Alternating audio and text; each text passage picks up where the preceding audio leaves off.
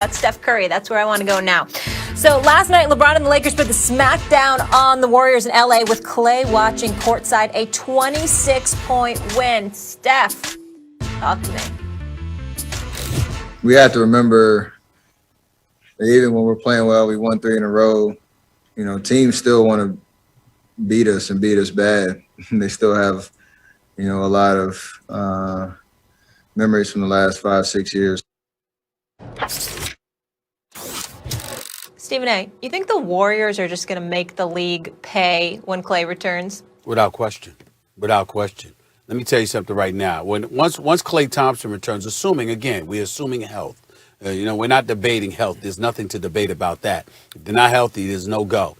But if Klay Thompson and Steph Curry on the court together and healthy, Warriors going to conference finals, at the very least. Warriors going to win 50 games, at the very least.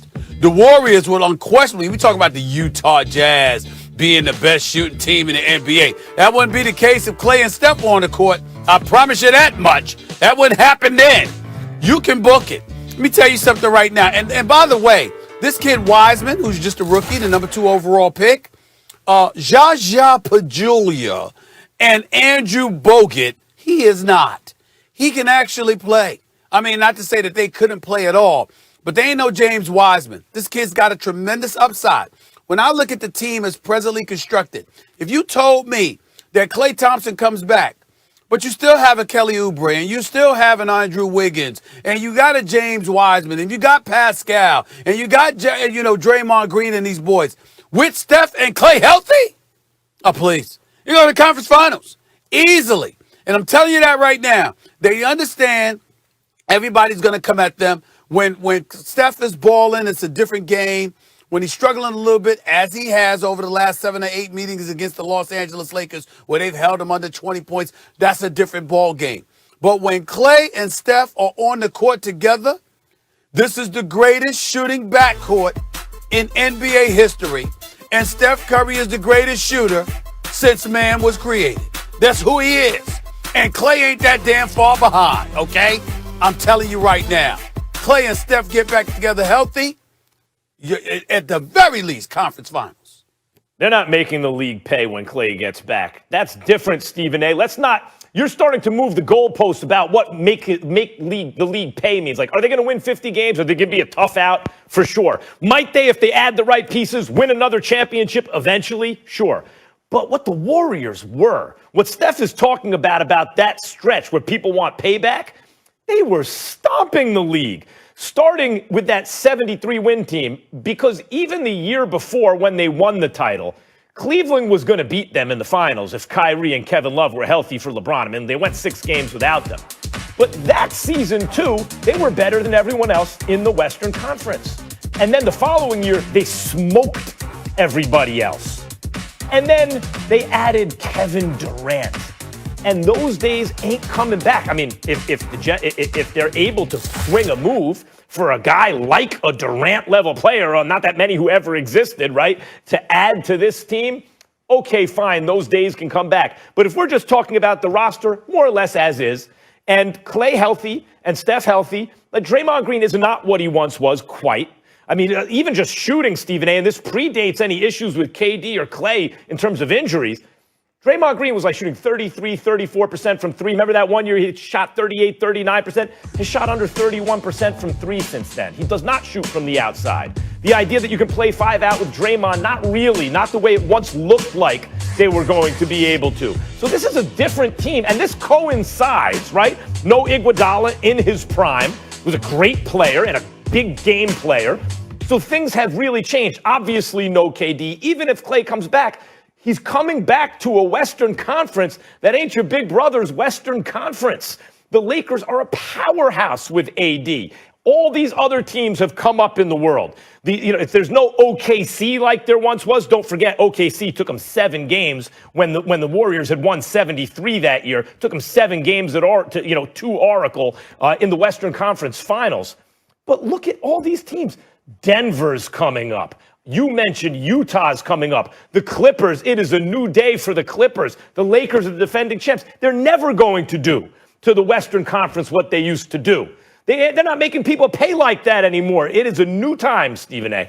Well, you could say that. We don't know that definitively because, again, we'll see when Klay Thompson gets back. That's number one. Number two, the league has adjusted. What did the Utah Jazz did? After losing in the first round in Denver last year, they went out and they got some shooters. And they improved as shooters as well. Yeah, you got defense on the interior as well as on the perimeter with Gobert and Royce O'Neal. But in the end, you got guys shooting lights out, and the pickup of Bogdanovich was a big-time pickup. We recognize that. So you got people trying to emulate what the Golden State Warriors used to do. Even LeBron James, excluding the month of February, where he was god-awful from three-point range at about 16%, the bottom line is that he's been shooting better from the three than we've seen him do arguably in his entire career. So we're paying attention. But who are the originators? Who are the pioneers in the modern era when it comes to the three-point shooting artistry? That would be the Golden State Warriors. Now, in Draymond's case, he's got something to work on because what you pointed out, Max, in 2015, 2016, he shot 38% from three-point range. Since then, it's 30, 30, 28, 27, and it's now at 22.4%. And you can't even say it's Klay's injury because it predates Klay's injury. Well, I understand that. So that's something that's the impediment to Draymond. I think he does everything else great, but shooting the basketball definitely is not his thing. In the end, though, what I think about is the presence of Klay and Steph and what that would open up for Wiseman. What that would open up for an Oubre, a Wiggins, a Pascal, or anybody else. I think about this shooting not just from three. I think about this shooting not just from the perimeter, but I think about what the just the near perfection that they put forth from the free throw line. I'm telling you right now, Max, I would sit here and I'd have a hard time looking at the Golden State Warriors and definitively saying, ain't no way they get to the finals. Look, they might get to the finals next year if they're healthy. Let's maybe, but I don't think so. Let's go over that roster that you mentioned. Wiseman is promising. He doesn't shoot free throws great, by the way, which may be a better indicator of long-term success from three, but he's shooting better already than we thought. I like Wiseman as a piece at the five. You're right. They have not had someone like that in the past. That's an improvement. Oubre's okay. Wiggins is fine, not compared to his salary, but he could play. But back once upon a time, Stephen A., Steph and Klay were the undisputed best backcourt in the league. That's not the case anymore. You have Kyrie and James Harden. You have Dame and McCollum. It's all on the same level, and you could argue some better. You have CP3 and Devin Booker. You have other pairs that are comparable to that. Maybe not quite with the shooting, although some of them shoot very, very well, but they're comparable in terms of value in the backcourt. Now there's no KD on the team. And unless you have a piece like that, and there aren't that many of them, that's now gone. Draymond's not shooting. So you're looking at the rest of the roster and you're going, that's tough. You're right. That's a 50-win team. That's a powerhouse in the West. But the days of them spanking the Western Conference the way they did are over. I disagree. All right. Steph Curry has the fourth best odds to win MVP, fellas. That according to Caesar. Gets it right. So Luka Doncic turned 22 years old yesterday, Jay. Who is the only player in history to win an MVP at that age or younger? Himbo, you know how much I love you. And you and Greeny crushing it in the afternoon on the radio. But you know I know the answer to this question. You know I know the answer to this question. As a matter of fact, he's a member of the Knicks, and he just joined the coach that he had in Chicago when he won MVP, Derrick Rose. That is correct. I thought you were going to say, and he shares your last name. That is correct. You got it right. Jalen knocks it out of the park early. Okay, we're going to talk about Luka in just a minute. But first, we're going to talk about the two leading candidates for MVP this year. They were both on the floor last night, same time, same place, LeBron and Steph Curry. But this was a night that belonged purely to LeBron and the Lakers. There he is early from the outside. Now here he is on the defensive side. LeBron taking it coast to coast. Lakers scored 41 in the first quarter last night. They had a 20-point lead. And then here's another bad moment for Golden State, adding injury to insult. Pay no attention to the ball. Just watch Draymond Green. You see him hobbling there. Now we'll show you exactly what happened. He's going to come down on the foot of KCP, rolling the ankle. Draymond would leave the game. He would not return. And frankly, it probably wouldn't have mattered. This is a blowout. Time winding down before halftime. Here comes LeBron. 3, 2, 1, knock it down. Lakers scored 73 points in the first half. They had a 29-point lead. Third quarter, we go here, and the Lakers lead is 30, and we got more from LeBron and company on the inbounds. Markieff Morris. LeBron wouldn't play a whole lot longer than this. That's Markieff for the two-handed slam. Lakers, their largest lead was 32. Morris had 13 points. LeBron would score 19. He wouldn't play the fourth quarter of this game as the Lakers just flat out dominate to win this one 117-91. So, Jalen, before we get to the really fun stuff today, let me just ask you about the Lakers. We had them 3 times this week on ESPN and ABC. What do you see in them right now as they continue to play without AD? That they're head and shoulders my clear-cut favorite to win the NBA championship. Once Anthony Davis comes back, I don't think a team – I'll say somebody will take them 6 because that's what happened in the finals last year with the Miami Heat. But nobody's going to press the Lakers this year, Gritty, when they get healthy. And now that we're closer to the All-Star break, the MVP conversation keeps getting thrown around.